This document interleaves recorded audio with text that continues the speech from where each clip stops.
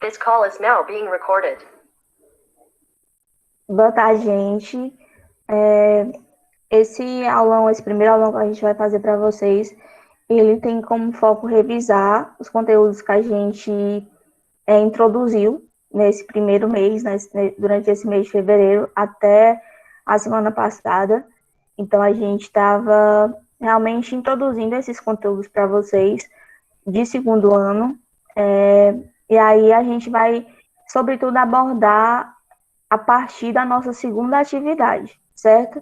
Então, eu acredito que para vocês essa segunda atividade ela foi um pouco mais complexa, né? Até pela quantidade de material para leitura e para interpretação que a gente colocou. Então, hoje a gente vai explicar para vocês, esclarecer mais sobre esse material, para que vocês possam, de fato, ter as dúvidas esclarecidas e seguir, né, nos próximos conteúdos que a gente vai repassar para vocês. A gente vai iniciar, aqui eu coloquei só os questionamentos, né, que a gente vai responder ao longo dessa aula. Então, a gente vai tratar de sistemas econômicos e sociais. Então, a gente vai partir desde o feudalismo, passando pela relação lá da burguesia e do proletariado na Idade Média, até, de fato, chegar no surgimento do capitalismo, que é esse sistema econômico que rege a sociedade atual, né? E aí, com esse nosso momento aqui hoje, espera-se esclarecer esses pontos para vocês, tá certo? Mesmo que vocês não tenham a obrigatoriedade de entregar esse resumo da aula, mas se vocês quiserem ir acompanhando a nossa fala e respondendo esses pontos, nem que seja, não precisa ser necessariamente no caderno, mas lendo e fazendo o entendimento desses pontos também é uma forma interessante de vocês absorverem o conteúdo, tá certo? E aí eu passo a palavra para a professora Silvia.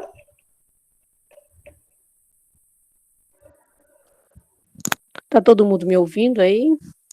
Sim. Tá tranquilo? Tá sim, Silvia. Boa tarde, meu povo. Né? Boa Que bom tarde. estar aqui. Bom estar aqui com vocês, né? Nossa primeira aula online aqui dos primeiros anos, Ciências Humanas. Eu sou a professora Silvia, tá certo? Vou trabalhar com vocês a questão da história, tá? E vamos começar aqui, como a professora Maiara falou, sobre... A gente vai fazer um breve resumo do que foi o feudalismo. Vocês já devem ter visto isso no sétimo ano. Sétimo e oitavo ano, geralmente, eles trabalham com o feudalismo. Né? Eu acho que não é uma palavra tão distante de vocês. Né? Esse período, ele é um período muito, vamos dizer assim, precioso dentro da história. Né? Já se chamou-se até de Idade das Trevas. Mas, com o passar do tempo e os conhecimentos adquiridos, nós conseguimos observar que o período medieval, a Idade Média, o feudalismo, né, ele teve vários avanços, né, inclusive dentro da economia, que é o nosso foco de estudo. Né. Os sistemas econômicos eles vão se desenrolar dentro desse período. É um período muito longo da história, muito extenso, tá? E a gente vai ter várias coisas que irão acontecer aí e que até hoje serve como base, né? Nos nossos dias atuais, muitas coisas que nós fazemos e as atividades, elas são oriundas desse período chamado medieval, né? A Idade Média, certo? E outra coisa que eu queria que vocês ficassem atentos à nossa fala. Como a professora Maiara disse, nós temos aí umas intervenções, uns questionamentos. Caso você já queira fazer, já escrever as respostas, já deixar alguma dúvida, tá? Deixa aí, escreve no caderninho do lado, que daqui a pouco a gente começa a tirar essas dúvidas, tá certo? Aí vamos começar a falar aqui sobre o feudalismo, tá? Esse período, ele tem um grande destaque, tá? Dentro da história, como eu já falei, E vocês vão ver que esse período também, toda essa trajetória do feudalismo, ele vai acontecer ali na Europa. Não é um que seja uma história da Europa, mas como a Europa ela vai, né, trabalhar com essas dinâmicas de organização de cidades, de vilas, de castelos feudais, primeiramente, então, tudo vai acontecer na Europa. Então, quando você vê assim, alguém aqui, eu tenho alguém não, mas eu tenho certeza que muitos já assistiram filmes medievais. Então, esses filmes medievais, tipo Como Dominar um Dragão, acho que é mais ou menos assim o nome do filme, né? Os contos de fadas, né? Aqueles filmes das cruzadas, né? Todos eles remetem a esse período medieval, né? Um período que você vai ter já camadas sociais divididas, tá certo? Você vai ter o pessoal que é pobre, que trabalha e luta ali todo dia, como é hoje, e vai ter aquele pessoal que está lá em cima da pirâmide que só charla, né? Ele fica lá só observando e recebendo os tributos. Já no período medieval, a gente vai encontrar isso sim, tá certo? Então, ele se destaca principalmente pela ruralização, que é isso. O período do feudalismo, ele vai trabalhar a economia, ela vai gerar, né, e vai ser gerida também em torno do rural. Ser rico na Idade Média é ter terras. Não adiantava você ter uma conta no banco com muito dinheiro. Primeiro que a gente ainda não começou a trabalhar com os bancos, mas a gente vai começar dentro do período medieval, sim, mas só que um pouquinho lá na frente. Então, ainda não tínhamos bancos. Não tínhamos a questão de uma moeda, dólar, euro, real, ainda não tínhamos essa questão ainda. Então, ser rico naquela época era possuir terras. Quanto mais terras, maior era a sua riqueza, né? Até hoje a terra é uma riqueza, mas naquele período media-se a fortuna de alguém pelos hectares, pelos quilômetros, pelos metros, pelas léguas de terras que ele tinha. Então, quanto mais terra, maior o seu poder, e aí ele se tornava um senhor feudal, né? E o feudo, né? Vamos entender o que é um feudo, certo? Então, a Europa, ela vai viver entre o século V e o século X, né, dentro desse ritual de feudos, de castelos, né? Você vai começar a observar, quem for se aprofundar um pouco mais nesse assunto, que dentro desses feudos, né, que é uma porção de terra, né, uma larga estrutura de terra, aí a pessoa que era dona daquela terra construía uma casa, só que a casa naquele tempo eles faziam de pedras, né, com vastas colunas altas, certo? Que era propriamente dito um castelo, né? Então ele era o dono do feudo, então fazia a casa maior, né? Uma casa grande, feita de pedra e tal. Ali era o castelo do senhor feudal. Ao redor desse castelo ficavam os moradores, e esses moradores eram os servos, as pessoas que trabalhavam para o senhor feudal, né? Então, vamos dizer que o senhor feudal fosse o rei, né? Propriamente dito, era mais ou menos assim. Tinha outra coisa muito interessante dentro do feudalismo, que vai ser já o fortalecimento da religião cristã. Eu tenho aí a questão das terras como riqueza, como moeda forte, e eu vou ter também, dentro da religião, né, o fortalecimento da religião cristã. E dentro desse fortalecimento vai nascer uma instituição chamada Igreja Católica, certo? Ela vai se fortalecer ali. E a Igreja Católica do período medieval, prestem atenção, do período medieval, ela é que vai ditar as regras de comportamento. Ela vai dizer que está assim, que não é assim, ela vai ditar. Por quê? Porque dentro desse período ela tem aí um poder muito forte, né? As pessoas estão muito ligadas ali à religião e ela vai conseguir, em determinado tempo, né, fazer com que todas as decisões, tanto políticas, econômicas, morais, sociais, sejam tomadas a partir do seu consentimento. Então, vocês têm mais ou menos já a noção de como é esse período, né, a construção dele, certo? Economicamente e socialmente, é isso que eu falei para vocês, né? É a questão das terras e a questão do fortalecimento da igreja. Certo? E nós vamos ter aí, também dentro desse período, um renascimento urbano. A minha família, ser de verdade. Olha o Não. microfone. Pronto. Então, nós vamos ter aí um renascimento urbano. O que é isso? É a partir desse período também, olha como as coisas surgem dentro da Idade Média, dentro do período medieval. Eu vou começar a ter noção do que é uma cidade, né? Então, eu tenho cidades hoje, né, da Europa, que elas nasceram, né, em sua grande parte, dentro de feudos.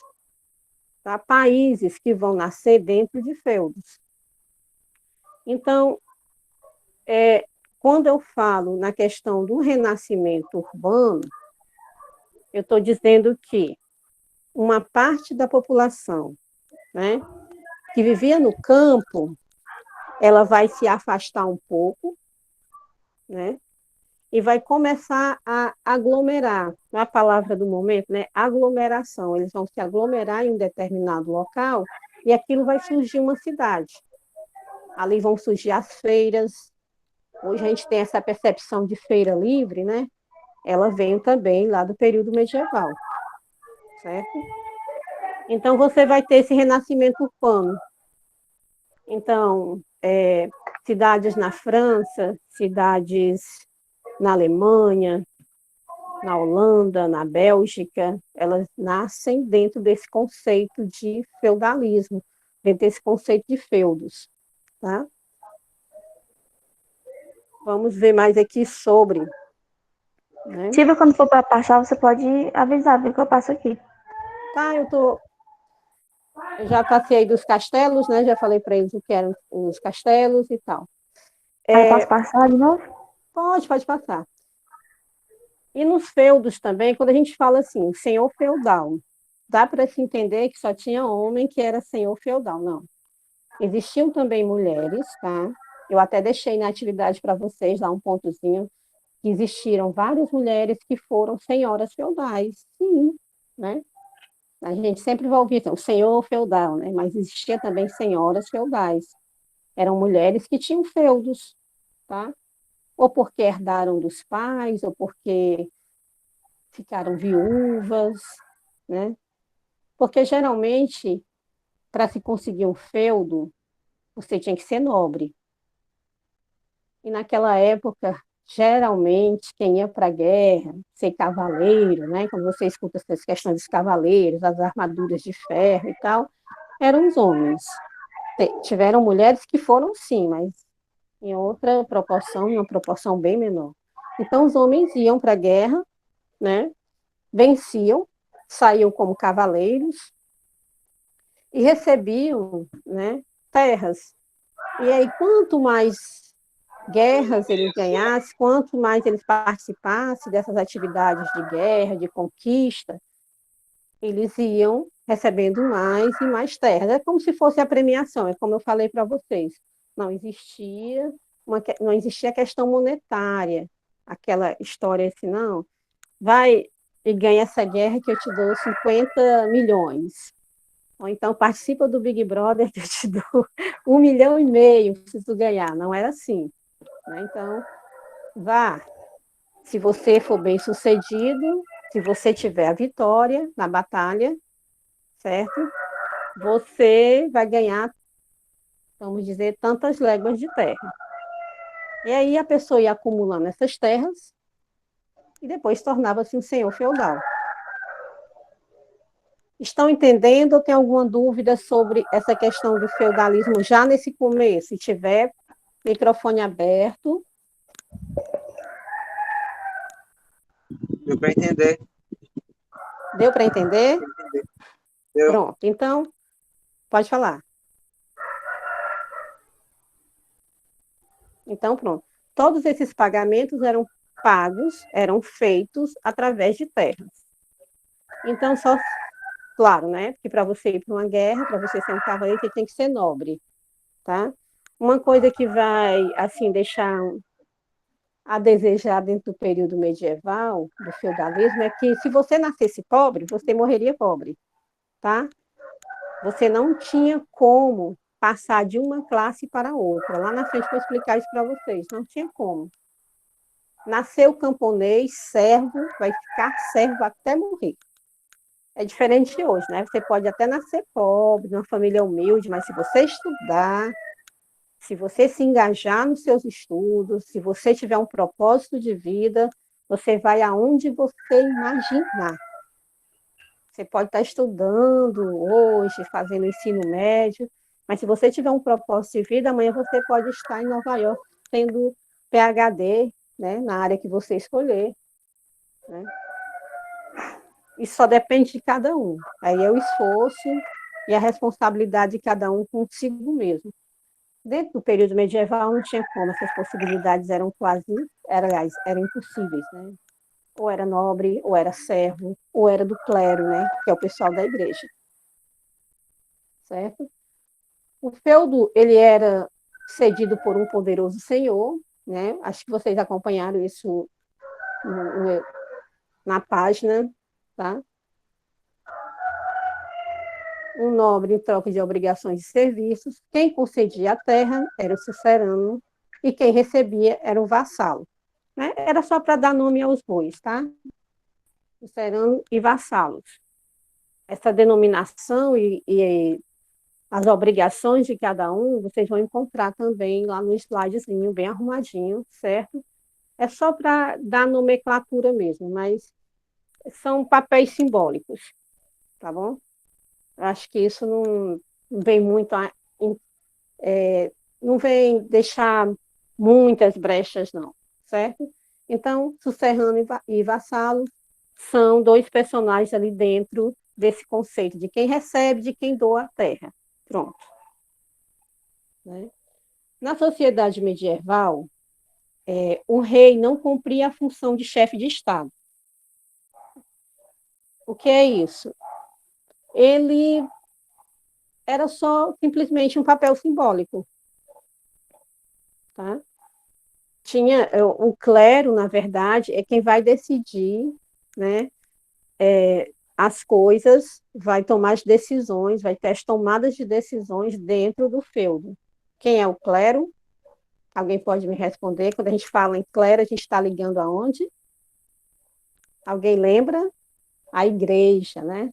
Então, é a igreja que vai tomar as decisões, tá certo? Então, na sociedade medieval, o rei não cumpria a função de chefe de Estado, tá? Era apenas um papel simbólico. Ele tinha poderes apenas no seu próprio feudo. A sua vantagem não era dever obrigações de vassalo dentro do reino de outro senhor. Então, se eu sou rei ou rainha deste feudo, eu não posso mandar no feudo do meu amigo do lado. Deu para entender? Eu tenho uma região que eu tenho vários feudos, certo? Cada um manda no seu. Não é porque você é senhor feudal que você vai mandar em todos os feudos. Tá bom? Agora, as tomadas de decisões, elas vão ser tomadas pela igreja. Aí, o que a igreja decidir vale para o feudo do Fernando, vale para o feudo da Maiara, vale para o feudo do Marcelo, vale para o feudo da Silvia, vale para o feudo da Samanta, tá bom? Mas dentro do feudo, vamos dizer, dentro da cidade, as decisões eram tomadas pelo dono do feudo, o senhor ou a senhora feudal. mas, no geral, as tomadas de decisões eram feitas pela igreja. Pode passar, Mayara. Como eu já falei para vocês, a economia feudal, ela é basicamente a agricultura, tá? Aí, professora, mas a senhora disse que houve um processo de urbanização, e na área urbana não tem agricultura, né? Aí a gente começa a entender o seguinte: eu tenho aqui, né, uma sociedade que ela vive em torno da agricultura. Então, essa sociedade ela vai começar, né, a produzir mais do que ela necessita. Vamos dizer que no feudo se plantou vários hectares de milho. As pessoas que moram no feudo, tanto o pessoal que mora na casa, ó, o microfone, na casa do senhor feudal, ou no entorno, elas não vão consumir todo aquele milho. Então, esse milho ele tem que ser vendido, tá certo? Eles guardam uma parte para uma eventual seca ou praga ou alguma coisa da natureza, né? Eles guardam, mas porém vai sobrar. Essa sobra, eles vão ter que levar para um local. Então, todos os feudos começaram a fazer isso. Pegar os seus excedentes, o que é excedente é o que sobra. Pegou os seus excedentes, levou para um local. Esse local, nós chamamos de feiras. Feiras livres, não é isso? Então, essas feiras, elas tinham um comércio de troca, né? O que é que acontecia lá? Eu levava o milho, que é o excedente que sobrou do meu feudo, só que no meu feudo tem pouco arroz. Então, eu vou pegar e trocar por arroz. Ou vou trocar por algum objeto que eu precise na minha casa, né? Aí eu vou trocar por uma bolsa, por uma panela, por uma mesa, por um banco, certo? Porque além da agricultura, né, a população que vai viver dentro desse período feudal, eles vão também se tornar artesãos, eles vão se tornar pessoas com habilidades. Essas habilidades, eles vão, né, vai ser um ofício. Então, eu vou ter na casa um artesão que só fabrica objetos de barro. Eu vou ter em outra casa, isso eu estou falando em forma de feudos, né? Em outra casa que a pessoa tem habilidades com ferro, então ela fabrica faca, espada, panela, certo? É o ofício dele. Eu vou para outra casa que a pessoa trabalha com tecelagem. Ela faz mantas, né? Roupas, cobertas. Então, esses ofícios, né, vão fazer com que não seja só a agricultura a única fonte econômica, né? Porque a partir do momento que eu tenho a agricultura, claro que ela é a base. Até hoje o agro é tudo. Não concordo muito com aquela propaganda, porque às vezes exagera, mas o agro é tudo, né? Então, a agricultura ainda é nossa base econômica. Já pensou se não existisse agricultura? De comer só enlatado, não dá, né? Até os enlatados precisam também. Eles têm, né, na sua base lá, algo que veio da agricultura. Então, a agricultura, ela é a base. Mas você vai ver aí que vai surgir os ofícios, né? Como eu já falei para vocês, que são pessoas, né, artesãos, pessoas que vão adquirir habilidades com o passar do tempo, e eu vou ter as feiras, que é onde eu vou vender esses artesanatos, né, esses produtos, e aonde eu vou vender também os excedentes da agricultura. Então, para vocês entenderem um pouquinho, alguma dúvida? Meninos, meninas? Silvia, a Pois não. Arislaine está perguntando aqui como é que fica a questão das anotações, né, sobre a aula. Pronto. Eu, assim, o que é que eu pedi para eles? Que eles fizessem as anotações de dúvidas. Tem também o encaixe que foi mandado com algumas perguntas. Se eles já quiserem respondendo, quando nós estivermos falando, tudo bem. Mas eu acredito que se eles anotarem as dúvidas, será bem mais proveitoso. Algum ponto que ele acha assim, mas eu não entendi isso aqui, vou anotar. Porque daí depois a gente tira essas dúvidas. Mas é importante é que faça as anotações. Respondido? Sim, Silvia, obrigada, viu? Nada, Pessoal, vão Nilda. fazendo as anotações de vocês, tá certo? E quem quiser seguir aquele roteiro que a Mayara falou, né, que é o que está no grupo, pode seguir, tá bom?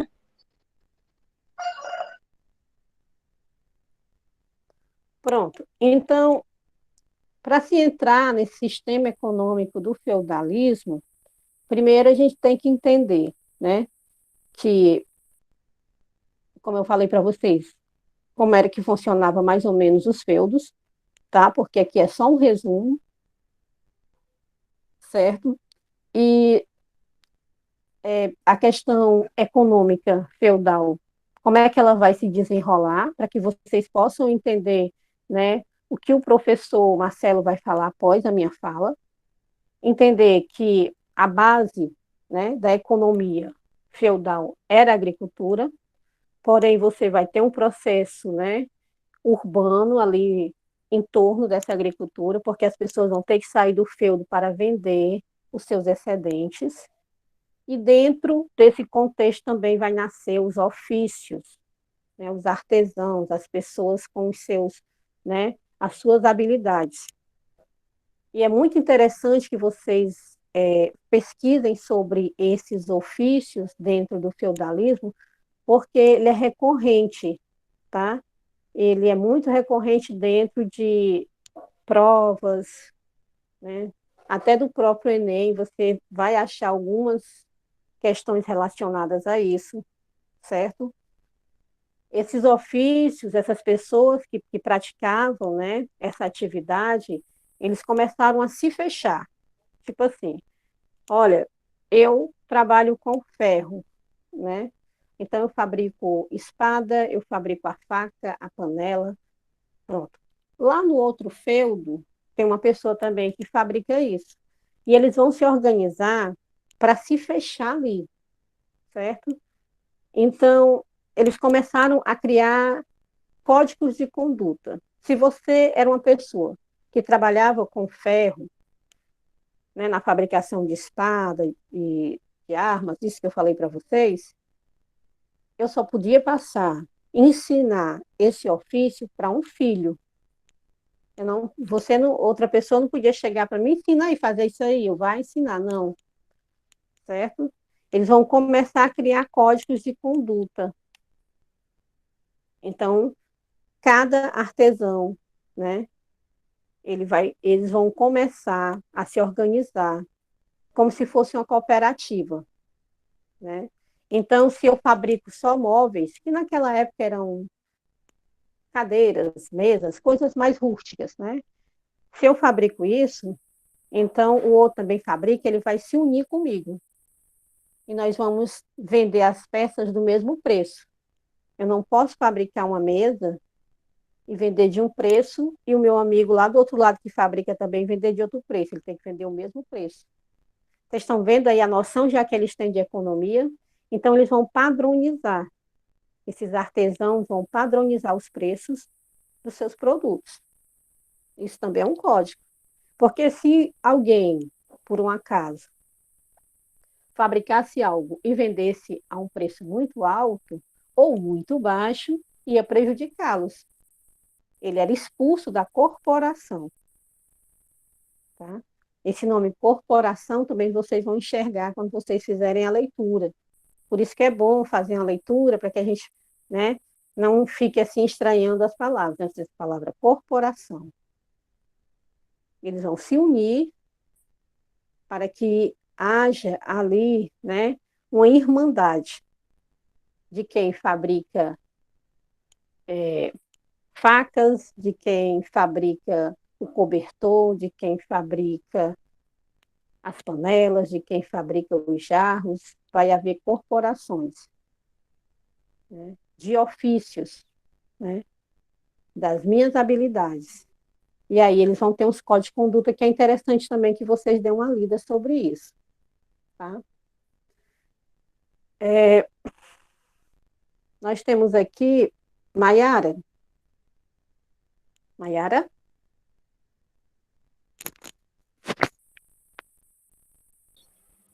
Silvio, eu acho que a Mayara está tendo dificuldade para ligar o microfone.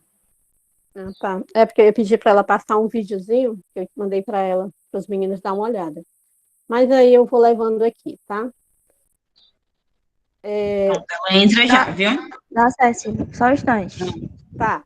Então espera só um minutinho, meninas. Vocês vão ver um videozinho animado sobre o feudalismo. Espero que carregue, né?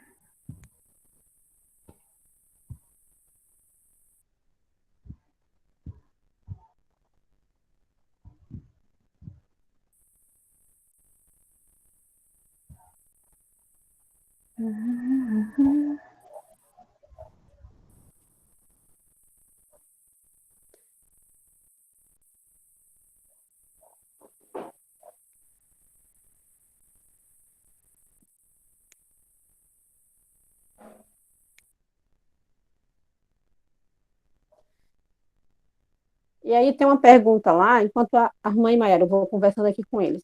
Enquanto tem uma pergunta, né, que está lá nos nossos slides, que diz assim: o que foram as corporações de ofício medieval e suas regras? Que é isso que eu acabei de falar para vocês, né? Então, as corporações de ofício, elas tinham o objetivo de regulamentar a profissão e o processo produtivo artesanal. Nós estamos no período medieval, artesanal, certo? Não tinha nada fabricado assim, em larga e grande escala, né? Não, era bem artesanal, manual mesmo. Evitar concorrência, bem como garantir a segurança dos seus membros.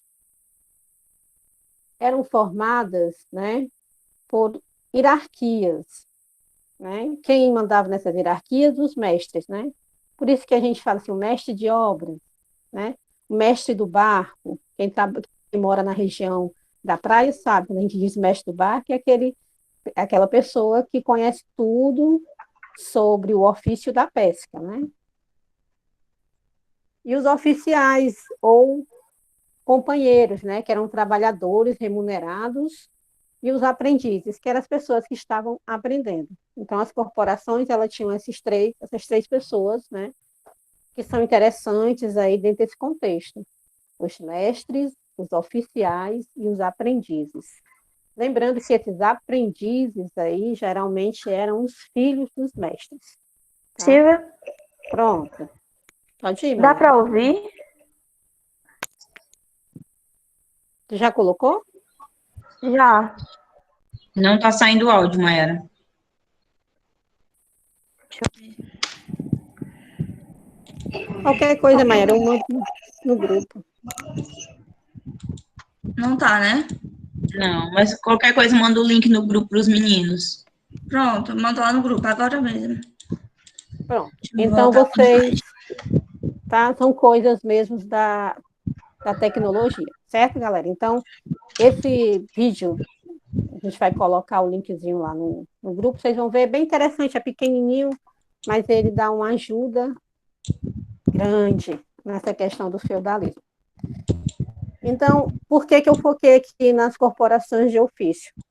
Para que a gente entenda como é esse raciocínio da economia, certo? Eu não tenho uma moeda ainda para chamar de euro, de real, de dólar, eu não tenho. Mas eu tenho um sistema de trocas.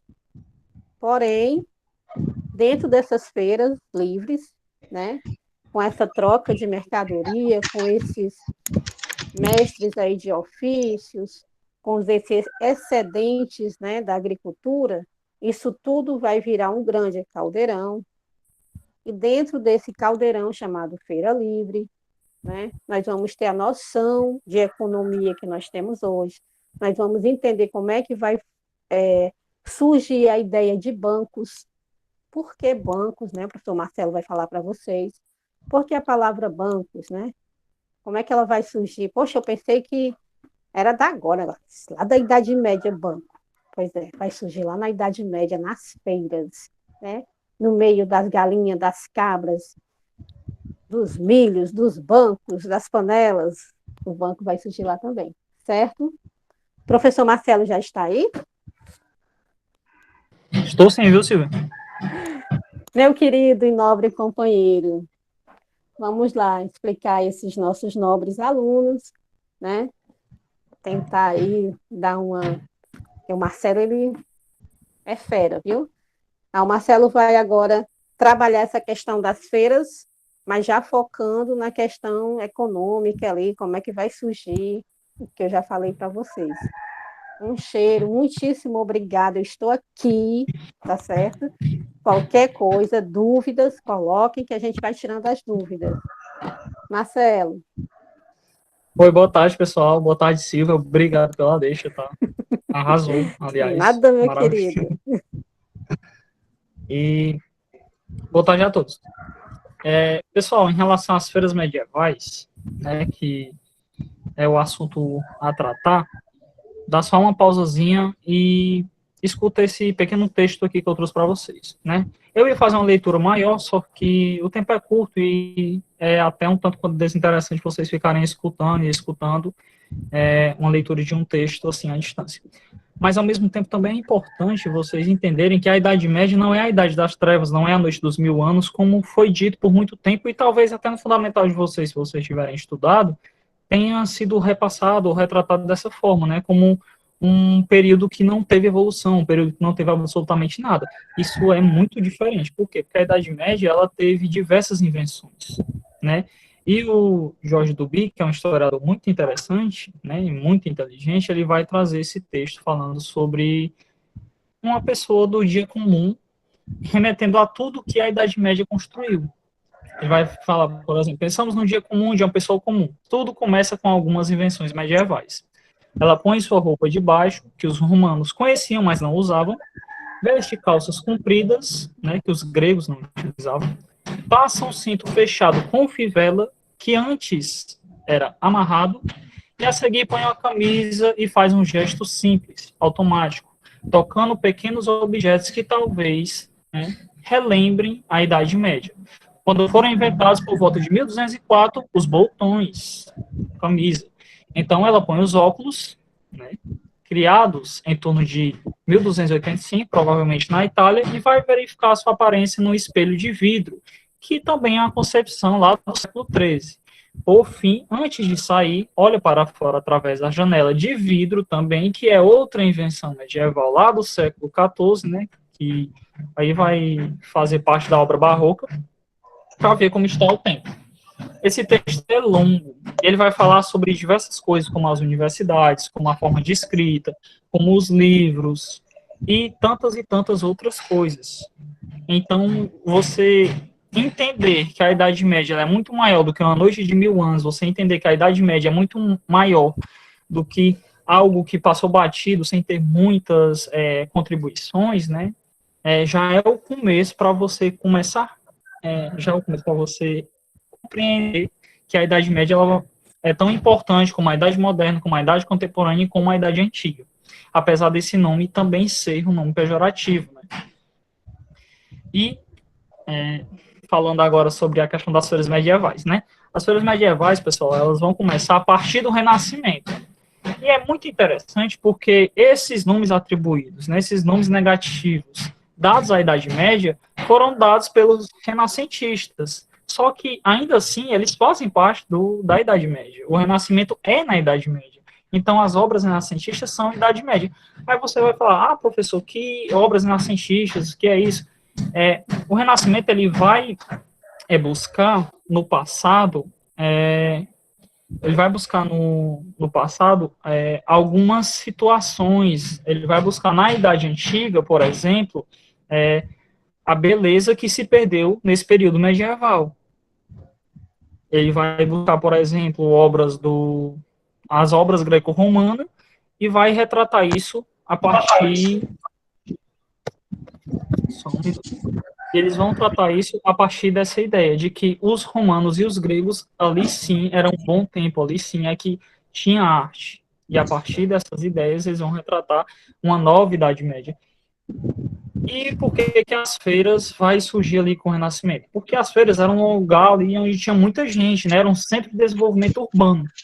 E a partir desse centro de desenvolvimento urbano, esses mercadores, né, eles vão vender as coisas nesses lugares que eram próximos aos castelos. E esses lugares próximos aos castelos eram chamados de burgos. Daí vem o nome de burgueses, né? Aí os mercadores vão passar a ter os nomes, aí vão passar a ser chamados de burgueses. E nesse caso a burguesia não é a burguesia que por exemplo, é cantado na música de hoje, né? A burguesia vai ser a parte mais baixa da população, vai ser a galera mais pobre, digamos assim.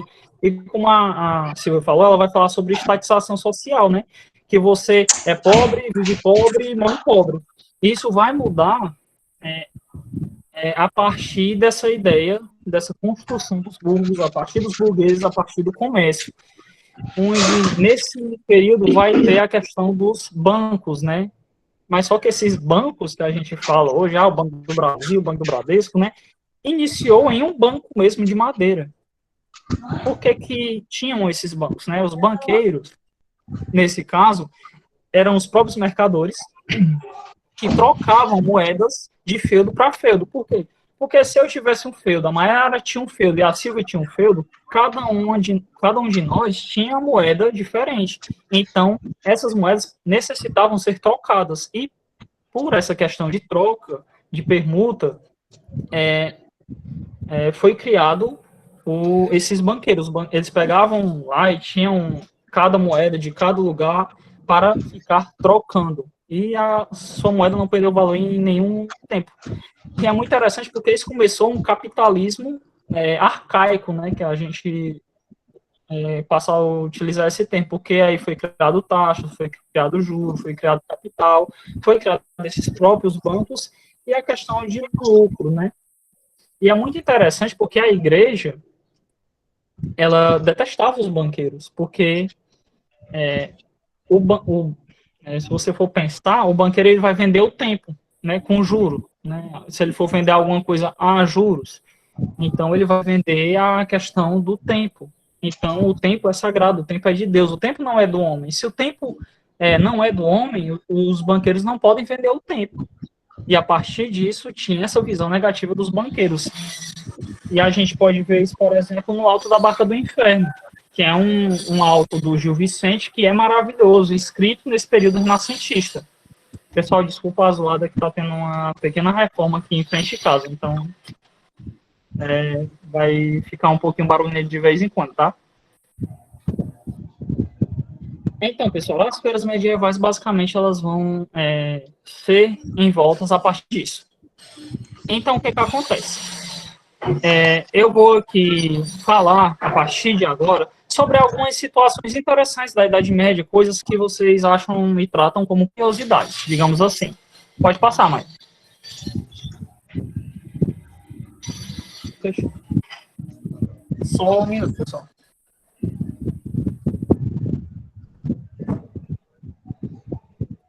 Pronto. Pessoal, por que eu coloquei a mulher na Idade Média como algo... Sim, o Matheus. Por que eu coloquei a mulher na Idade Média como algo a ser levado em consideração, algo a ser trabalhado e vocês estudarem e verem bem direitinho? Pessoal, quando a gente fala sobre a Idade Média, muitas vezes fica perdida a imagem da mulher. Eu não sei se vocês já perceberam a situação, mas geralmente quando a gente estuda algo na história, para falar bem a verdade, as mulheres elas não são visualizadas, elas não são mostradas a caráter o que elas realmente são. Então, por isso que eu resolvi trazer essa ideia da mulher na Idade Média. até mesmo para vocês entenderem, que a mulher na Idade Média tinha sim a questão que ela era associada ao pecado, né? A mulher era associada ao pecado. Então, a representação mais fiel da mulher na Idade Média era Eva. Daí você tira, né? Porque a Eva, né, que traiu os princípios de Deus e levou o homem ao pecado. Era essa a visão. Ou seja, a Eva levou o homem ao pecado. O bichinho era inocente, ela não. Essa é a ideia que era mostrada. Então, a Eva, ela tinha esse papel de levar o homem à luxúria. Então, a mulher era vista como alguém que levava o homem à luxúria, o homem ao pecado, né? Então, basicamente, a mulher era vista a partir de uma questão bem sexualizada mesmo. E, então, daí vai se ter a questão das mulheres serem envolvidas com bruxarias, porque tudo que a mulher fazia era visto dessa maneira, ela era muito acusada por isso. E se vocês forem ter essa crença, se vocês forem perceber, né, se vocês forem estudar, por exemplo, na França, 87% em alguns anos das mulheres que iam para as fogueiras. Ou seja, quando a gente fala em bruxas da Idade Média, a gente está falando em bruxas mesmo no feminino. A gente vai falar em bruxas no feminino porque o homem, no caso, não era morto na fogueira, né, da mesma maneira. Então, basicamente, é isso que a gente aqui está querendo levar em consideração. Então, a gente pode debater que a igreja observava a mulher, né? E eu digo que a igreja observava a mulher não no âmbito público, né? Que no âmbito público, geralmente, todo mundo se observa. Se eu for aqui sair aqui na esquina da rua, você pode ter certeza que vai ter umas 3, 4 vizinhas fofoqueiras que sabem que eu vou sair. Entretanto, o âmbito aqui é diferente. A igreja observava você até na sua vida privada. Certo? Porque a igreja era detentora de poder na Idade Média, como bem disse a professora Silvia. Então, o que acontece? Se a mulher tivesse até mesmo relações sexuais com o homem de maneira que a igreja não permitia, né, ela era punida. Ah, professor, mas como é que ela ia saber? Existe uma coisa chamada confissão. E o homem confessava. E a mulher era punida. E como tem toda uma estrutura, pessoal. Né? Tem toda uma estrutura. A mulher ela só poderia realizar atos sexuais do jeito que a igreja permitia, que era não olhando nos olhos do homem. E tem tantas e tantas coisas. Por exemplo, ela não poderia soltar o cabelo. Não era permitido, né? Porque o cabelo deveria ser preso e coberto, mas o cabelo não poderia ser cortado, porque o cabelo é o véu da mulher. Entretanto, esse cabelo ele não pode ser solto. Quem é que soltava os cabelos, professor, na Idade Média? As prostitutas, né? Porque soltar o cabelo era visto como algo vulgar, né? Então, essa mulher que era prostituta, que começava ali entre os seus 15 e 17 anos, né? Ela geralmente ia para a prostituição por conta de abuso, por conta de briga familiar e também por conta de que era, de certa forma, um negócio rentável para ela, certo? Então, a mulher, né, eu estou falando que de uma maneira geral, né, ela vai sofrer com isso. Entretanto, quando a sociedade medieval passa por uma questão bem maniqueísta, uma relação entre o bem e o mal, esse maniqueísmo que a gente conhece, que foi criado na Idade Média, né, entre o Deus e o diabo e tudo mais, a gente vai passar a perceber que vai ter outra mulher que vai fazer contraponto a Eva. Ou seja, se existe essa mulher associada ao pecado, também existe a mulher santa, a mulher pura, a mulher virgem, que é Maria. Então, eu estou falando isso por questões da Igreja Católica, tá, pessoal? Que era quem mandava na Idade Média.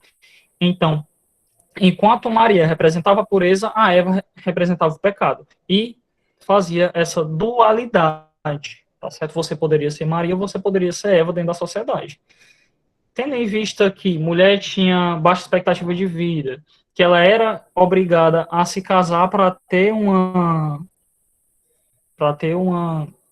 manutenção de um lar, digamos assim. Então, a mulher ela tinha que seguir os moldes da sociedade em si. E, por fim, só para finalizar sobre essa questão da mulher na Idade Média, a mulher vai ter diferenças, né?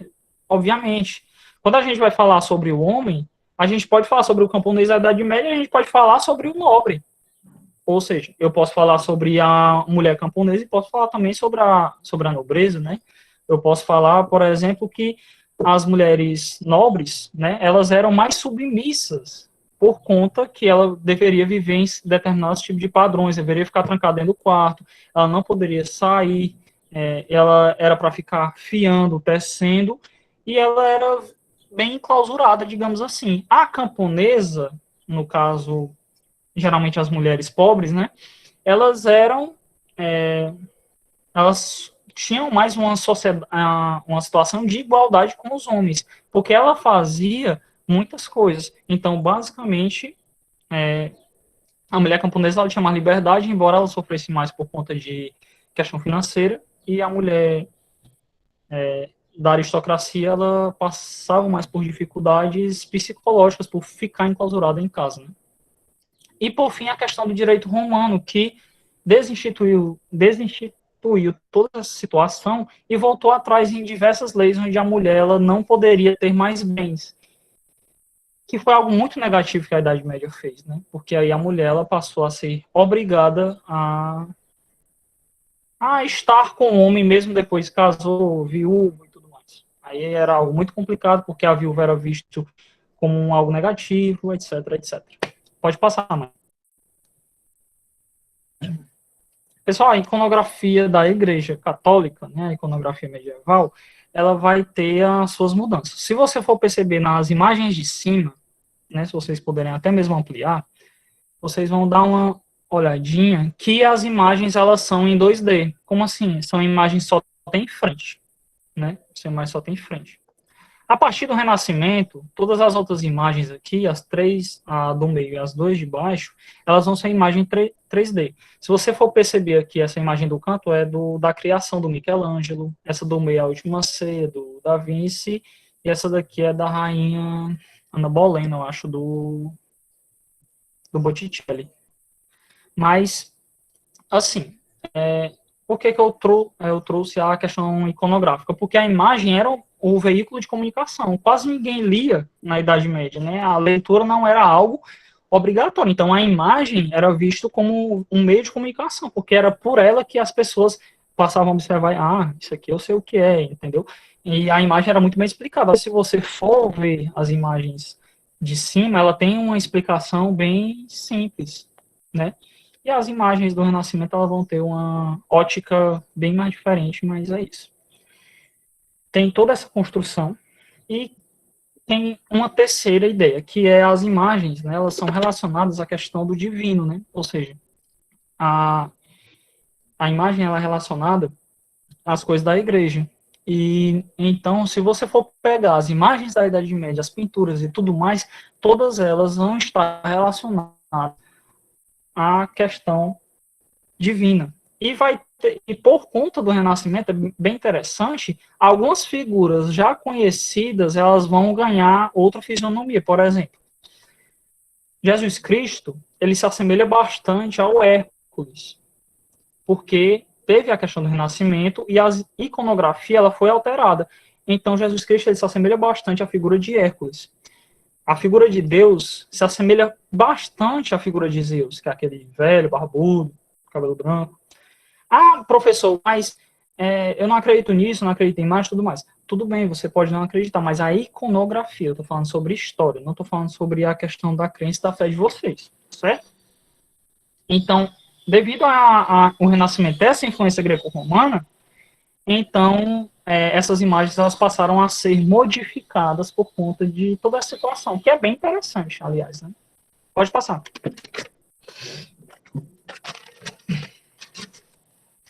Então, pessoal, para dar algo a mais aqui para vocês, a questão dos costumes e crenças da Idade Média, né?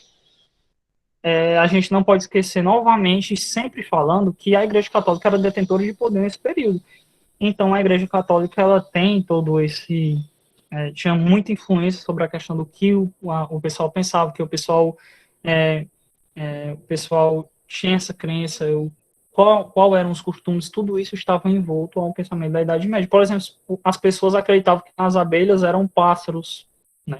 Pássaros pequenos, né? E ficavam brigando entre colmeias. Acreditavam que os castores, eles eram peixes peludos, porque os castores, se vocês não sabem, os castores, eles vivem na água, né? Em boa parte da vida eles estão ali na água. Então eles acreditavam que os castores eram peixes peludos. Acreditavam, por exemplo, isso é bem interessante, que bebês não sentiam dor. Mas só que aí você vai pensar assim, professor, mas é muito absurdo esse pessoal acreditar nessas coisas. Esse pessoal não é tão absurdo, porque se a gente for pegar, né, tem gente que acredita, por exemplo, até hoje que a Terra é plana, e a minha amiga Mayara, eu tenho certeza que ela fica, meu Deus, abismada com uma coisa dessa, mas tem gente que acredita. Então é isso, né? Então, tinham a questão dos costumes, né?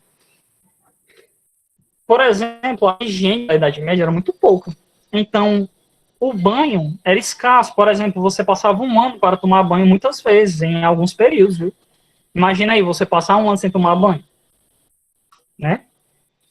E, além disso, às vezes, esse banho do ano era só uma água em um grande tambor para a família inteira.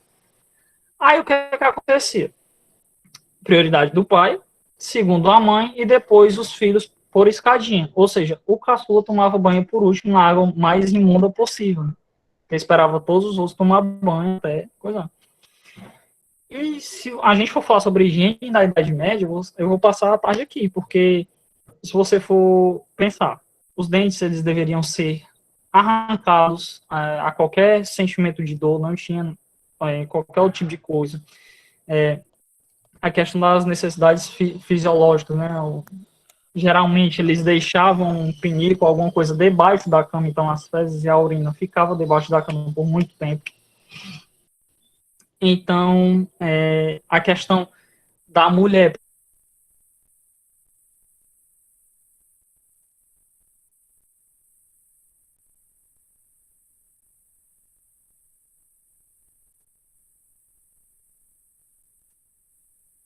colocava musgo para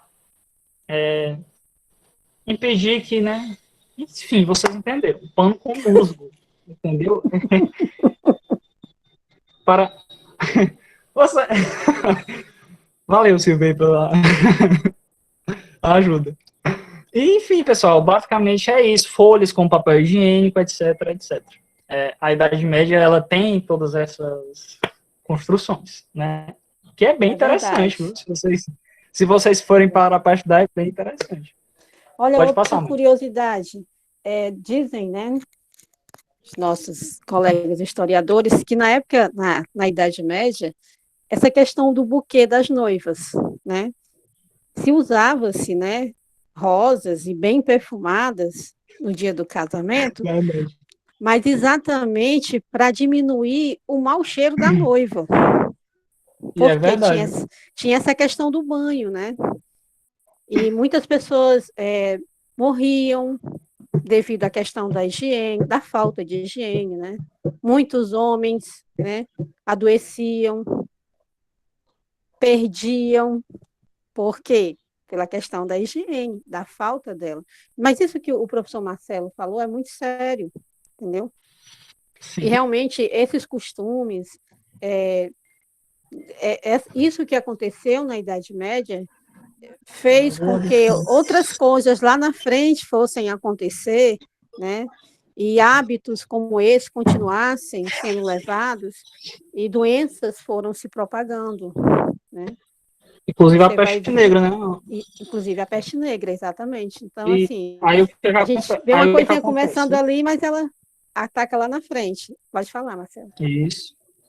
Porque quando a gente fala sobre todas as questões de higiene, né, qual é a principal justificativa para a peste negra ter acontecido? Foi justamente essa falta de higiene da população, né, que matou 1/3 da Europa, viu? 1/3. 1/3. 1/3, pessoal, é muita gente morta. E então, pegando... Pode falar. Não, pode falar. E pegando essa deixa, né, quando a gente está agora em 2021, desde o ano passado, passando por esse processo aí de pandemia, e olha a falta de higiene também aí, porque muitas vezes a gente deixava de lavar uma mão, né? Chegava de um determinado local, pegava determinada quantia de dinheiro, fazia uma coisa ou outra, muita gente tem esse hábito de não lavar as mãos. E hoje a gente está quase como tendo a obrigação de estar lavando as mãos, estar passando álcool em gel, estar passando álcool líquido, porque a gente se viu nessa situação, né? Apesar de hoje a mudança, a questão da água e do sabão ser uma coisa bem rotineira, todo mundo tem em casa, né? Claro que vai ter alguns lares que essas coisas vão faltar, né? Por falta de políticas públicas. Porém, né? Eu acho que quando essa pandemia passar, e ela vai passar, se Deus quiser, nós vamos carregar um pouquinho desse hábito, né? Deixar lavar mais as mãos, ter mais cuidado.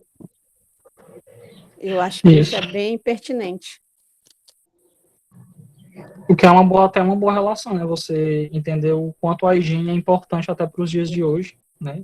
Para a gente perceber que a falta de higiene, ela propaga doenças, né? Teve algumas perguntas aqui, questão das mulheres poderiam ter mais que um filho. Na verdade, a mulher, ela era induzida a ter mais filhos, né? Porque a mulher era vista como sabe, enquanto a mulher for fértil, ela era obrigada a ter filhos, né, pessoal? Porque tem toda essa questão, né? Sexo por reprodução. O sexo era visto por reprodução. Então, ele não tinha essa questão do sexo ser por prazer. Obviamente, a mulher é induzida a ter relações apenas com o marido dela, obviamente. Entretanto, né, essa questão passou a ser alterada, né? Porque de certa forma é o correto.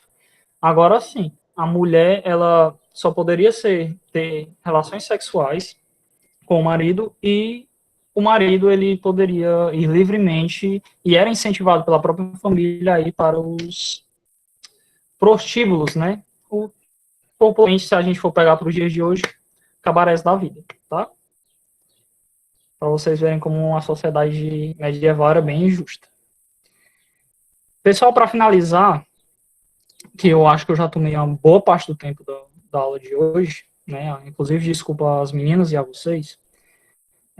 Eu queria trazer um livro aqui que é maravilhoso e ele vai falar sobre muita coisa da Idade Média, que é o Grande Massacre de Gades, né?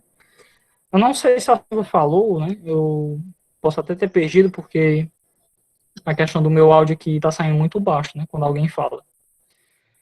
Mas, quando você fala sobre os contos de fada, né? Professor, contos de fada, Chapeuzinho Vermelho, Bela Adormecida, Cinderela, tudo isso, né? A gente está falando sobre a Idade Média. Porque quem é que contava, né, a questão desses contos, né, que falava desses contos? Eram os camponeses. Os camponeses contavam para os filhos deles oralmente e depois é que vou falando. Justamente, desencantado. Porque não é do jeito que a gente conhece, não é da forma que a gente conhece. Por exemplo, a questão da Chapeuzinho Vermelho, né? Ela não escapa, não tem um lenhador no final, ela é morta, a avó é morta, ela come as partes da avó sem saber, obviamente. Então, tem muita coisa desses contos que são bem sombrios, mas a questão é, por que esses contos eram sombrios? Porque a sociedade era sombria, né? Se a Chapeuzinho, ela comia a carne da avó, tinha uma justificativa. Se a Chapeuzinho, ela era estuprada e ela era violentada e depois ela era morta, né, e engolida pelo lobo, é porque a sociedade daquele período tinha essas mazelas. Qual mazelas? Ela tinha a fome, ela tinha a questão do estupro e ela tinha a questão da mulher não poder andar sozinha de forma alguma porque era perigoso.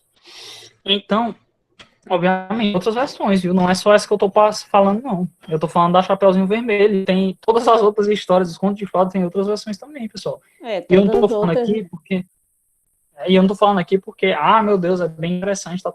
Não, é porque é a história que era contada pelos camponeses, inclusive a Disney engana, assim, demais as pessoas, né? Porque muito.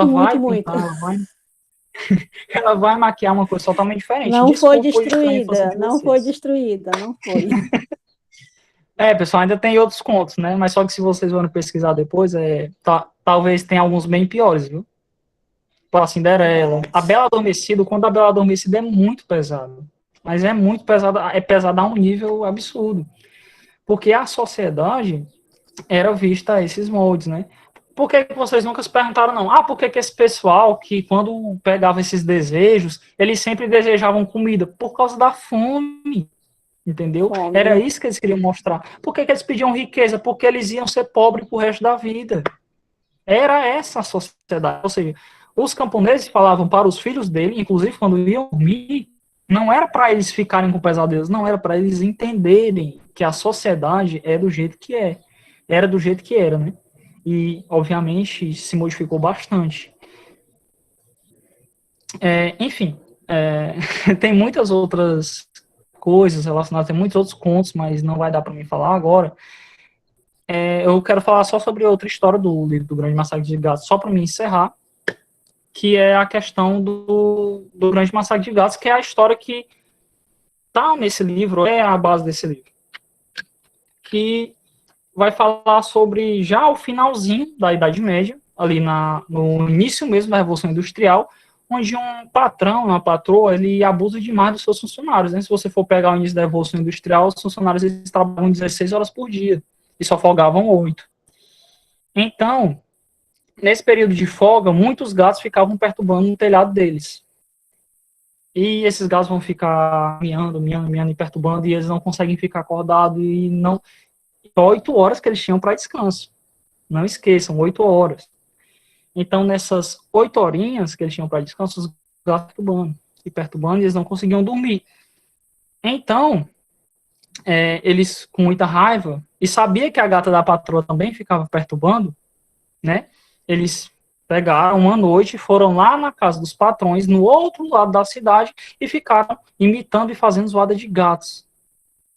E os patrões ficaram a noite toda sem dormir. Então, o patrão chega no outro dia e ele obriga a todos a matarem os gatos, né? Ele manda matar todos os gatos dali. Então, os funcionários se juntam, pegam um pedaço de pau, cada um pega um pedaço de pau e começa a matar os gatos ali da cidade. Só que o patrão, antes disso, ele fala só uma coisa: não mate não mate o gato da patroa. E qual é o primeiro gato que os funcionários vão matar, os operários? O gato da patroa. Justamente para mostrar que a sociedade que eles estão criando, né? Coitado do gato, também tem o pena.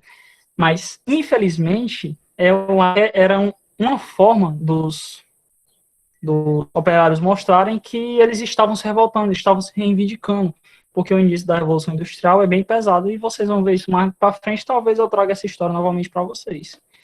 Para vocês entenderem que a sociedade, né, na sociedade moderna, pega muito e adquire demais da ideia também medieval, né, da ideia medieval.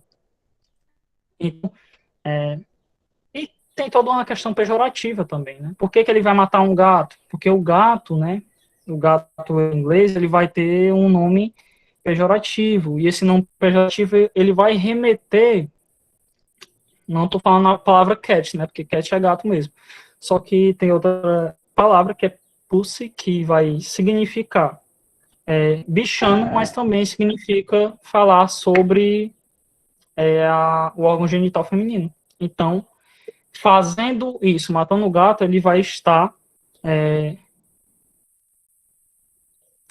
estuprando a patroa na frente do patrão. Era essa a ideia. Era essa a revolução que eles estavam fazendo. Ou seja, é algo bem interessante, né? Se você for pegar todos os modos bem direitinho. Então, pessoal, essa foi a minha participação e valeu, viu? Qualquer pergunta pode fazer aí, depois eu respondo. Ou então respondo agora mesmo. Calma, meninos. Os meninos estão aí, Marcelo, pedindo que você faça uma aula só com essas histórias, né? Mas é isso mesmo que o professor Marcelo falou, viu? Mulheres e crianças na Idade Média não eram bem tratadas, né? Crianças e mulheres na Idade Média não eram bem tratadas. Então, a gente fica assim, né? Vixe, como é que isso aconteceu? Mas né? Sociedade tem suas mazelas em todas as épocas. Se você for ver hoje, nós também temos mazelas aí, né? Isso, é porque eu acho que vai falar assim. E agora nós vamos com professora Maiara ou professora Cleides?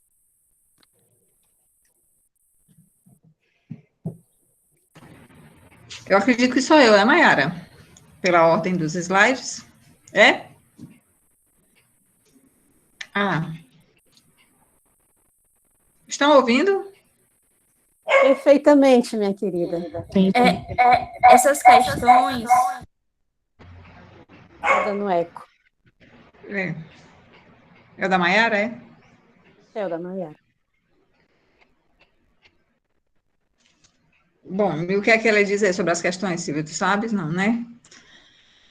São sobre o tema anterior, né? Para que vocês verifiquem todo o material e respondam, certo? Dentro do assunto já falado, né? Já abordado. Bom, já abordado. Então, a minha fala aqui, ela vai dentro do contexto que é falar para vocês é dar uma definição do que fosse essa burguesia, né, e o proletariado falado no comecinho das falas aí, né, do que foi exposto. Então, o nascimento da burguesia e do proletariado, ele está interligado, certo, totalmente ligado ao nascimento do capitalismo, que ocorreu em meados do século XIII, né? E o nascimento do capitalismo, ele se deu com a desestruturação do sistema feudal, certo? Então, dentro desse contexto, houve uma modificação do sistema produtivo e das relações de trabalho. Quem vem conversar muito sobre isso, né, depois, posteriormente, aliás, dentro desse contexto, é um filósofo chamado Karl Marx, certo? Então, ele é um alemão, era filósofo, sociólogo, deixa eu ver. Então, ele fazia estudos dentro desse movimento, né, de quem detinha o poder, de quem estava à mercê de quem tinha o poder nesse contexto, certo? Então, deixa eu ver, a burguesia era, quem seriam os burgueses, né? Eram as pessoas, a classe dominante, né, e donas dos meios de produção, né? A burguesia vem de quê? A denominação, esse nome, né, vem do quê? Vem da palavra burgo, né, que vocês já viram anteriormente com a professora Silvia. Então, a classe dominante, que tinha os meios de produção, detinha a matéria-prima, né, e detinha o capital também, eram os burgueses. Essa palavra, ela teve origem na Idade Média, né, e isso, né, os burgueses, era quem constituía uma nova classe social, que eram compostas pelos comerciantes e profissionais liberais, certo? Então, essas pessoas, eles tinham todo o poder dentro desse contexto, e existiam, subordinados a eles, o proletariado. Quem formava, né, o proletariado? Isso aí também vocês podem ver aqui no texto de vocês leiam depois com mais afinco. A palavra vem de burgo, né, os burgos eram as cidades medievais, certo? Na Idade Média. E na queda da Idade Média, né, então todas as pessoas que habitavam os burgos, né, controlavam o mercado, o lucro, o consumo, né, e os outros indivíduos, que eram aqueles que não tinham, né, o capital, que não detinham o poder, certo? Quem formava o proletariado? O proletariado era toda aquela classe trabalhadora, ou a classe operária. A única coisa que esse proletariado tinha para vender era o quê? Ela não tinha mercadoria, ela não tinha as máquinas, né, ou nada para produzir. O que é que elas vendiam? A sua força de trabalho, certo? Então, os produtos que elas iriam adquirir e o seu salário, elas vendiam, né, era a partir da sua força de trabalho. As modificações que ela fazia em determinado produto, né, dentro das necessidades do burgo, ela vendia e recebia, né, o seu dinheiro, né, ou que não sei se na época já tinha os meios de troca, né, então essas pessoas, elas sobreviviam disso, de vender a sua força de trabalho. Então, hoje ainda, o proletariado, ele representa a classe trabalhadora, né, dona da força de trabalho, e que está subordinada aos grandes empresários, aos grandes detentores de empresas, certo? Então, a minha fala se dá dentro dessa questão, né? Então, aí também vocês veem, como eu já falei, que o Karl Marx é um filósofo alemão, né? Ele entendia a burguesia como a classe social, como eu já falei, como uma classe social detentora dos meios de produção, certo? Então, essa classe social era ela que dominava toda a classe operária, né? E que vocês podem e tem como fazer uma correlação com os dias atuais, né? Será que a burguesia ainda prevalece nos nossos dias? Será que, quem sou eu dentro desse contexto? Faço parte do quê? Da burguesia, do proletariado? Né? O que é que eu vendo dentro disso tudo? Seria possível sobreviver numa sociedade, né, sem que eu estivesse associado sem existir a burguesia no comando de toda essa questão? Então, são questões que a gente pode pensar, né, e pode ver ser viável ou não, certo? Deixa eu ver, passa aí, Maiara, se tem mais alguma coisa dentro desse contexto.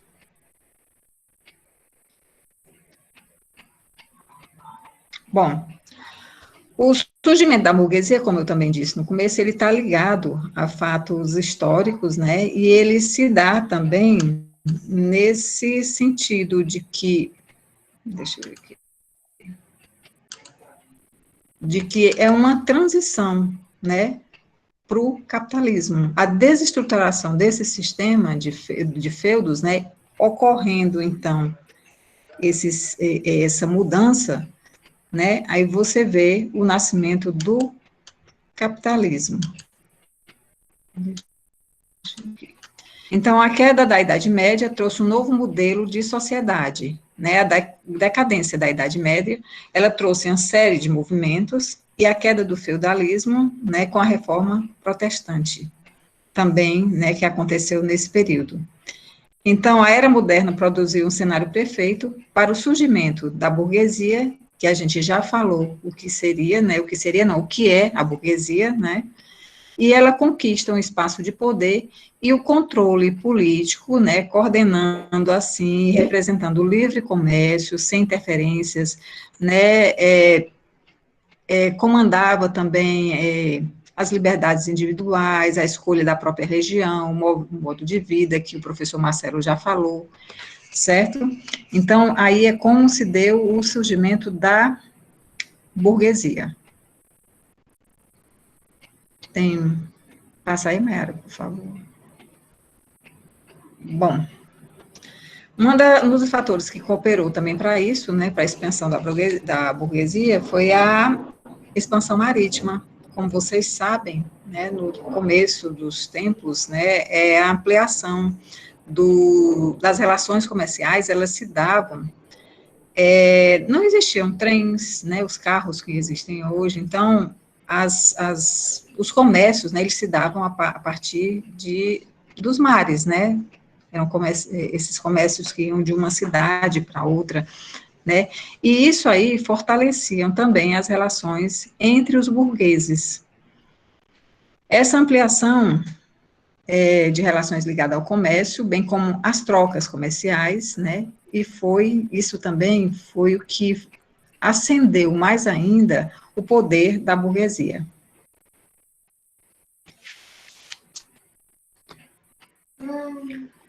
Bom, essas duas questões é só o que vocês têm que responder, a partir, né, o que seria. Aliás, eu acho que essas questões já foram enviadas para vocês, o que é burguesia. Isso, já foi. O que é burgo, né, o que é proletariado também, para que vocês saibam, né, deixa eu ver, definir o que é a burguesia e qual a diferença entre a burguesia e o proletariado, certo? Exatamente. Então, deixa eu dar uma deixazinha aqui. Meninos, a fala da professora Cleis, em questão, né, da burguesia, ficou bem esclarecido aí para vocês. Façam só a linha de raciocínio.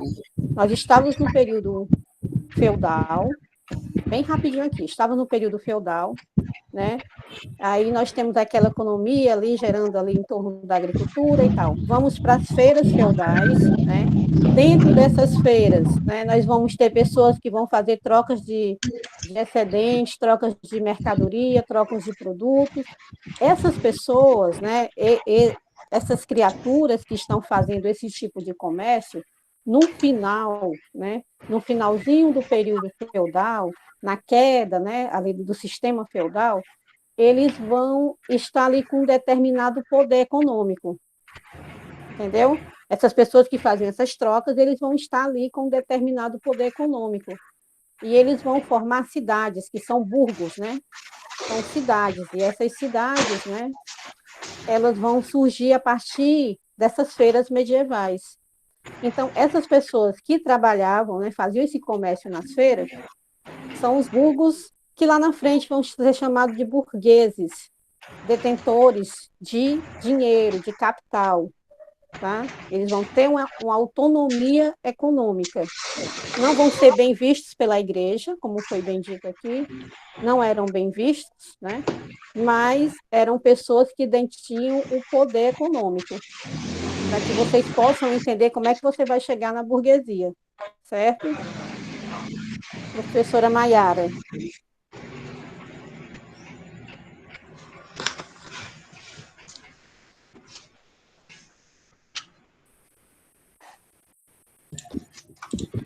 Só esperando a moto passar aqui, porque estava muito barulho.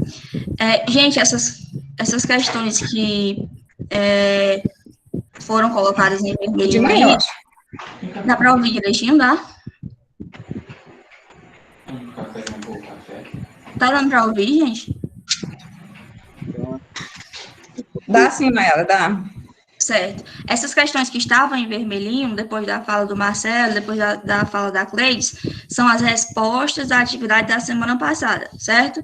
Aí a gente não está tendo muito tempo para debater essas questões e explicar direitinho para vocês, mas assim que acabar a aula eu vou colocar o PDF lá no grupo, e aí é só vocês passarem o slide e a resposta está bem completinha, vocês vão conferindo com o que vocês colocaram na atividade de vocês, tá certo?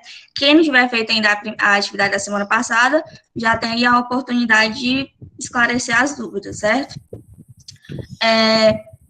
Dando sequência, né, a esses sistemas sociais e econômicos que a gente está discutindo, depois de todo esse processo, depois de toda essa evolução, desde o sistema feudal, passando por essa classe social, né, da burguesia, do proletariado, a gente tem o surgimento do capitalismo, que é o sistema econômico que rege a sociedade atualmente. Existem países ainda no mundo que tem outro regime econômico, certo? Outro sistema econômico que vive em um sistema socialista, que mais para frente a gente vai estudar sobre isso, que o socialismo ele difere do capitalismo, certo?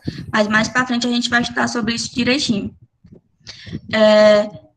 E aí, esse sistema capitalista, ele vai ter como principal base a propriedade privada e a acumulação de capital. Então, quem tiver uma propriedade privada, ou seja, uma empresa, uma marca, até mesmo propriedade de terra, vai ter uma propriedade e essa propriedade vai poder gerar um determinado lucro, vai gerar dinheiro e aí essa pessoa vai acumular capital. E o capitalismo ele é muito favorável a isso. Por quê? Porque quanto mais capital você tem, mais dinheiro você tem, mais você consegue acumular, porque ele é favorável a isso, certo?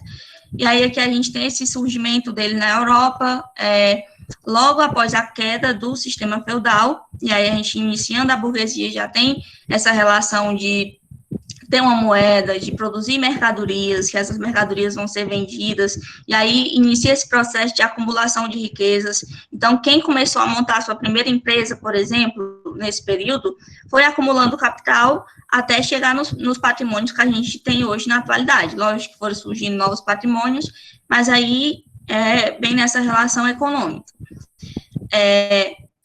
tem uma perguntinha lá, que é essas modificações.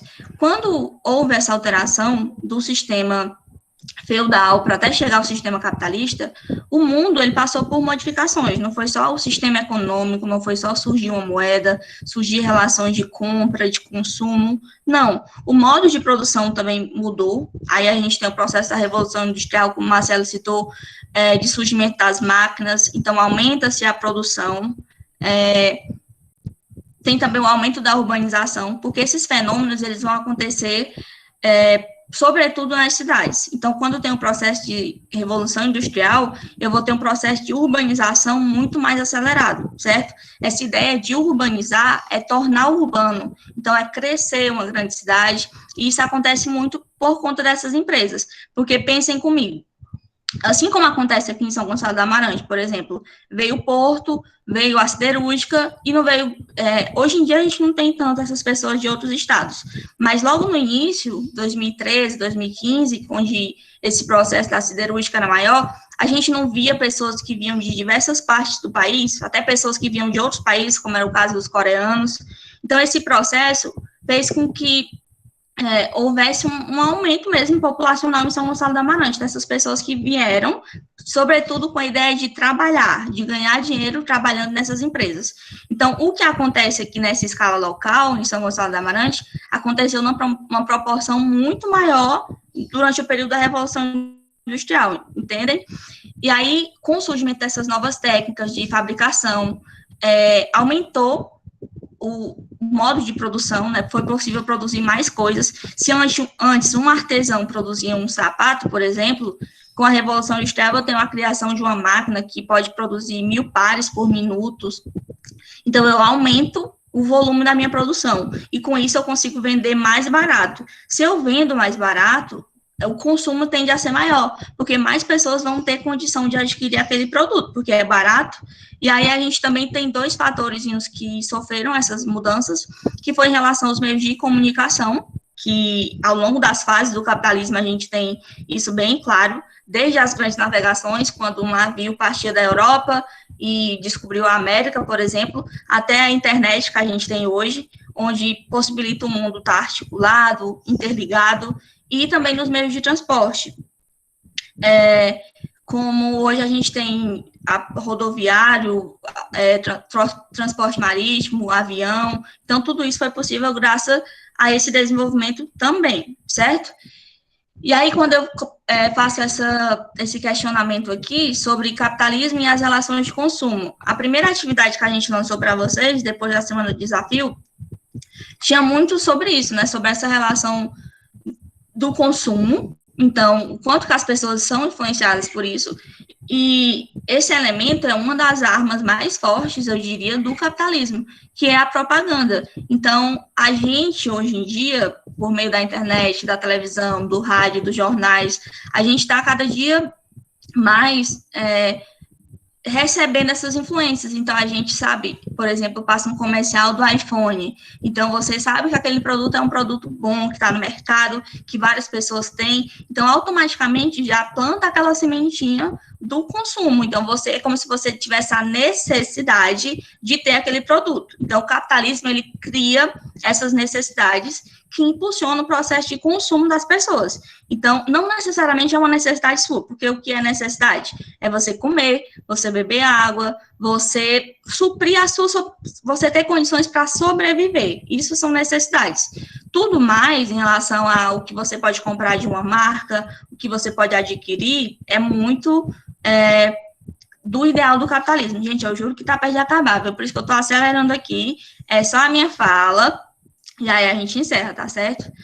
E aí, em relação a isso, a gente receber toda essa influência, ter essas diversas marcas, assim como eu coloquei aqui no slide, que a gente se sente tentado a consumir, existem consequências. No caso, por exemplo, o aumento do lixo no mundo, porque quanto mais as pessoas consomem, mais lixo é produzido. Então, isso é um problema que a gente tem, que até agora a gente não sabe como resolver, né? Tem cientistas que apontam a ideia de você transportar o nosso lixo produzido no planeta Terra para outros planetas, porque a gente não tem mais capacidade de gerir esse lixo, de dar uma solução sustentável, de diminuir os efeitos que a gente tem. certo? E aí, em vez da gente estar caminhando para um planeta mais sustentável, a gente está caminhando para essa destruição. Mas, ao mesmo tempo, o capitalismo continua ali, lindo e maravilhoso, produzindo, lançando o iPhone 12, então tá tudo certo, né? A gente tem tem que ter esse equilíbrio entre o que é consumo sustentável, o que é desenvolvimento sustentável, e, ao mesmo tempo, a gente tem o capitalismo visando o lucro. Então, tudo isso é muito complexo na nossa sociedade, certo? E aí eu vou responder uma das perguntinhas, isso para as pessoas que vão fazer o resumo da aula, que é por que o capitalismo é hegemônico. Quando eu usei essa palavra, hegemônico, em outras aulas, muitos alunos se perguntaram o que é isso, e é importante a gente introduzir no vocabulário de vocês essas palavras, que, por exemplo, o que significa o capitalismo ser hegemônico? Significa que ele é, de certa forma, superior, que ele já está em um nível tão forte, tão enraizado na sociedade, que é meio que impossível a gente pensar em um outro sistema econômico que seja tão bom, que seja tão funcional e que não tenha todos os problemas que a gente tem hoje, tanto problemas ambientais como problemas sociais, certo? Então, por isso que ele é hegemônico. A gente tem um sistema que possa... Me desliga o microfone, que assim a gente acaba mais rápido. A gente tem um sistema que possa competir com o capitalismo, tem uma possibilidade que é o socialismo. Por quê? No capitalismo, eu viso o lucro. Então, eu tenho uma empresa, eu vou fazer de tudo para me continuar milionário. Então, é isso que aconteceu, por exemplo, nessa pandemia. Não sei se vocês tiveram acesso a essa informação, mas enquanto pessoas só conseguiram sobreviver graças ao auxílio emergencial, pessoas que já eram bilionárias triplicaram, aumentaram seu patrimônio muitíssimas vezes por conta do acúmulo de riqueza que foi possível durante esse período. Então, quem já é rico vai querer ficar mais rico, e o capitalismo é perfeito para isso. Então, a gente sabe que, infelizmente, quem manda na nossa sociedade são as pessoas que têm dinheiro, não é verdade? São as pessoas que têm dinheiro que vão estar ali à frente, vão estar decidindo o que importa, o que não importa. Então, será que essas pessoas iriam querer um outro sistema? O sistema socialista, por exemplo, ele prega uma divisão justa, igualitária. Então, todos teriam acesso à mesma quantidade de renda, acesso aos mesmos serviços. Então, é muito difícil você chegar para uma pessoa que é bilionária e dizer assim, você vai ter que dividir o seu patrimônio, a sua riqueza, com 50 milhões de pessoas aqui desse país subdesenvolvido, esse país pobre, que não tem condições de sobreviver. Essa pessoa não está muito ligando para isso, né? Então, é por isso que ele é hegemônico. É muito difícil pensar em uma solução, em uma substituição para ele, certo? E ele já chegou a um nível de desenvolvimento que a economia global é toda baseada nele. Então, tipo, não tem como o mundo pensar em outro sistema, porque ele é muito fluido em termos econômicos, para você, quem já tem dinheiro ganhar mais, e quem não tem, infelizmente, sobreviver com um salário que dá para pagar, não é verdade? Que dá para vender a sua força de trabalho e receber esse pagamento. E aí é importante a gente lembrar que o objetivo principal do capitalismo sempre vai ser o lucro. Então, a gente sabe que existe ONGs, programas sociais e tudo, mas sempre o mais importante vai ser o lucro, certo? E é por isso que tanta gente diz que o capitalismo é injusto, é desigual, porque ele promove essa acumulação de riqueza das pessoas que já têm dinheiro, da propriedade privada. E ele faz isso como? Explorando os trabalhadores, que é a maior parte da população, né? Por isso que ele seria uma fonte de injustiça social, promovendo todas essas desigualdades sociais, certo? Nessa chartzinha aqui, eu tenho uma pirâmide social, que essa pirâmide social é o que mostra as classes sociais que a gente tem hoje. A gente tem a classe A, a classe B, classe C. Então, essa minoria aqui que está nessa parte superior seria a classe A, que são as pessoas que é 1% da população, que é uma minoria, mas que eles possuem a maior quantidade de riqueza acumulada, certo? Enquanto o restante da população, principalmente essa base aqui, eles ganham um salário que é suficiente para a sua sobrevivência, certo? Assim, basicamente, é a composição do sistema capitalista.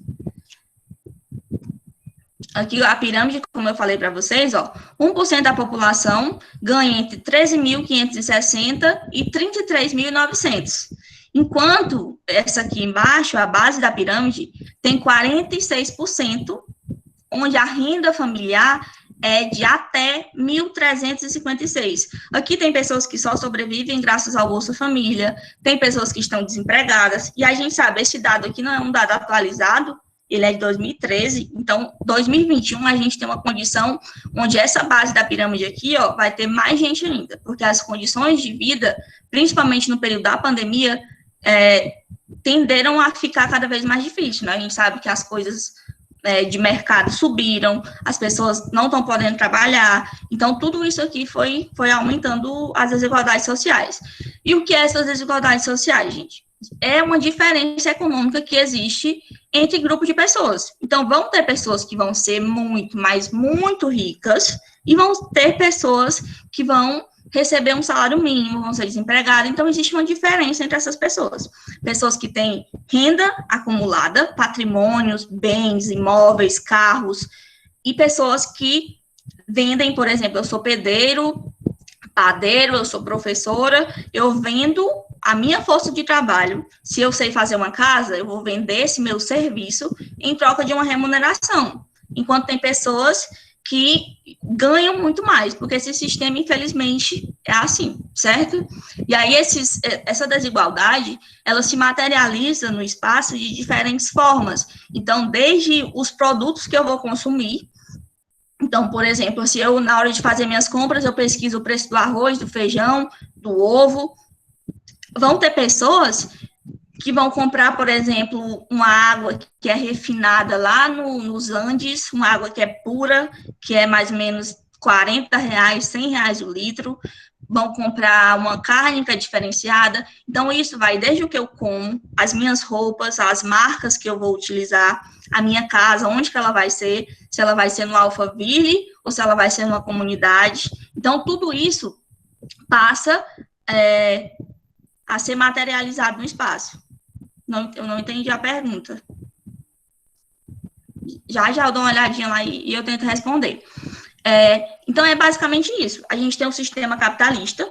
Então, se perguntarem para vocês qual é o sistema econômico, político que a gente tem hoje em dia no mundo, é o capitalismo. E por que ele é hegemônico? Porque eu não consigo pensar, por mais que eu entenda que ele seja desigual, que ele produz desigualdades sociais, que ele produz problemas, tanto ambientais como sociais, eu não consigo pensar em um sistema que eu possa dizer para as economias globais, que eu possa dizer para os Estados Unidos, para a China, olha, vamos usar esse daqui? Não, eu não.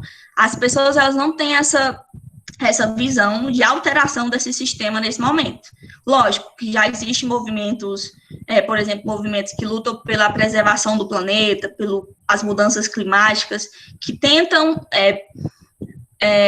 fazer com que a sociedade minimize esse consumo, que o capitalismo não seja tão desigual como ele é, mas a gente sabe que quando uma pessoa que já tem poder aquisitivo está ali em cima, tendo poder de decisão, é muito difícil eu ter essa mudança. Então, é por isso que ele é hegemônico. E aqui, mais uma vez, como eu falei para vocês, tem as respostas, certo, da atividade, que eu vou colocar o PDF lá no grupo, então vocês podem ficar tranquilos, conferir as atividades aqui de vocês com calma, lembrando que é a atividade da semana passada, certo? E aqui é só uma imagenzinha que eu amo mostrar para todo mundo, então sejam bem-vindos ao segundo ano, vocês vão ver essa imagem aqui constantemente, e essa aqui é a marca da desigualdade social materializada no espaço, certo? Como é que eu digo que uma pessoa é rica e uma pessoa é pobre? Essa foto aqui, ela diz muita coisa. Desse lado eu tenho um condomínio de luxo, certo? Isso aqui é na cidade de São Paulo, mais precisamente, esse aqui é a favela, né, a comunidade de Paraisópolis, e aqui é um condomínio de luxo no Morumbi, certo? Esses bairros, eles fazem fronteiras, né, eles são divisas. Então, enquanto eu tenho aqui um condomínio, onde tem piscina privativa, né, em cada apartamento, tem quadra de tênis, piscina aqui. Desse lado eu tenho pessoas que vivem em casas feitas de tábuas, em uma condição de vida totalmente precária, que não tem acesso à água encanada, os mínimos de serviço é essencial, né, que são garantidos pelos direitos humanos à sociedade. Então, é aqui que eu digo que existe desigualdade social, que são, sobretudo, produzidas pelo sistema capitalista, certo? Então, a gente tem, desde o começo da aula, não é cortada, Anderson, é junto, é uma imagem aérea, certo? Esse O muro do condomínio, do outro lado já é a comunidade, certo? É real, verídicazinha mesmo. É assim de verdade. E assim como existe no Brasil, em São Paulo, em outros lugares também existe essa desigualdade claramente.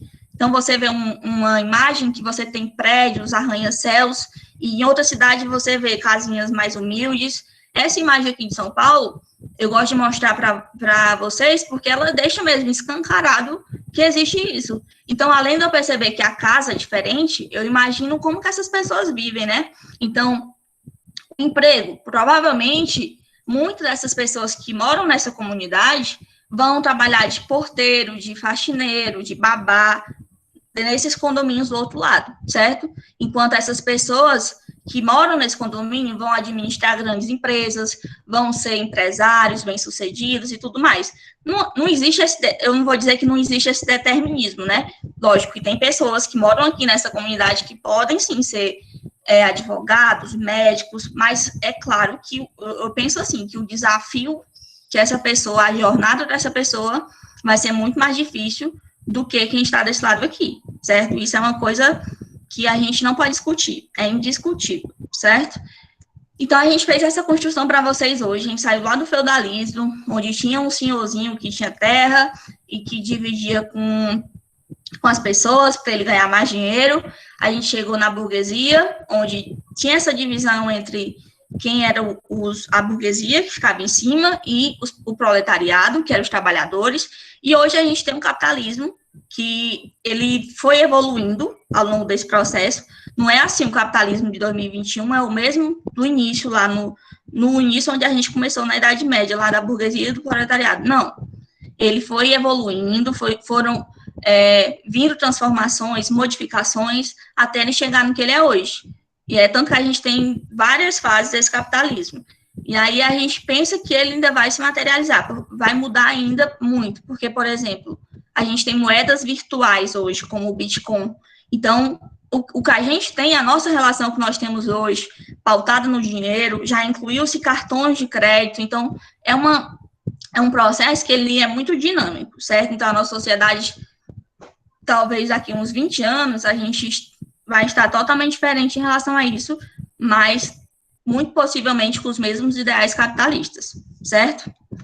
Então, gente, é isso. Eu desde já agradeço a participação de todos vocês até aqui. Vocês devem estar muito cansados, mas eu espero que tenham valido a pena, que vocês tenham gostado.